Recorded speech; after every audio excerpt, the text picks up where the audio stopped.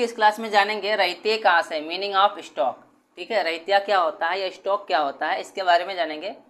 तो यहाँ रहित्य कहाँ से हो जाएगा, कच्चे माल का रहित्या। पहला हो जाएगा कच्चे माल का रहित्या, दूसरा कार्य चालू दशा में रहित्या, और तीसरा हो जाएगा निर्मित माल का रहित्या। ठीक है, यदि संस्था जो है निर्माण कार्य करती है, ठीक है, जो भी संस्था है यदि वो प्रोडक्शन का कार्य करती है, मैन्युफैक्चरिंग का कार्य करती है, तो तीनों प्रकार की रहित्य हो सकते हैं। उस संस्था में क्या होता है, यदि संस्था प्रोडक्शन का या मैन्युफैक्चरिंग का कार्य करती है तो उस संस्था में तीनों प्रकार के रहित्य हो सकते हैं। परंतु यदि व्यापारिक संस्था है, ठीक है, तो वह माल को क्रय करके बेचती है। परंतु यदि वह संस्था व्यापारिक है और माल को क्या करती है, खरीद कर बेचती है, तो ऐसी दशा में केवल माल का ही स्टॉक होगा, उसके पास केवल माल का ही स्टॉक होगा, सभी रहित्या उसके पास नहीं होंगी।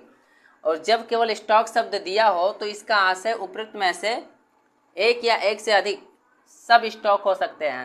मतलब कहने का अर्थ है कि जब केवल स्टॉक शब्द दिया हो तो तीनों प्रकार के रहित्य हो सकते हैं उसमें।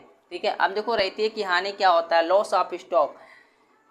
जब आग लगने से रहित्य की हानि होती है तो इसे रहित्य की हानि कहा जाता है या लॉस ऑफ स्टॉक कहते हैं। मतलब जैसे क्या हुआ, किसी कंपनी में या संस्था में आग लग गया तो उससे जो माल नुकसान हो जाता है, जल जाता है, तो उसे क्या कहते हैं, रहित्य की हानि कहते हैं।